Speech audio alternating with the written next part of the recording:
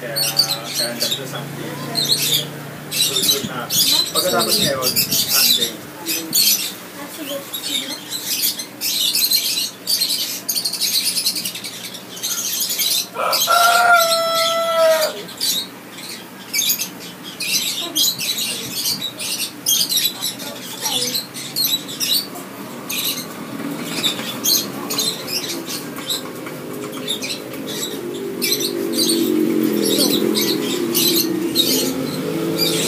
Ayaw? Skip pa eh. Virgin. Hindi pa espato.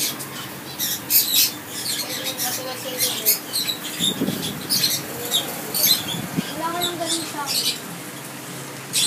Ayun, yung kapatid mo sa akin. Ayun? Oo. Lagyan mo.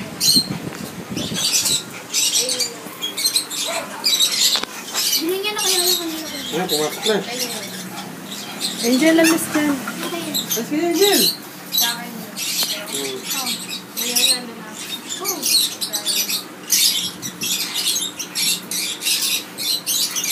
Tawa mo na.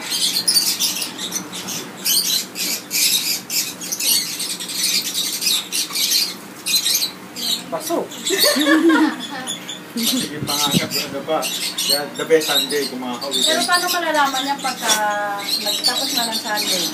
Paano yung symptoms niya pag-bubunto? Usually may mga symptoms yan eh. Kasi iba na malakas kumain.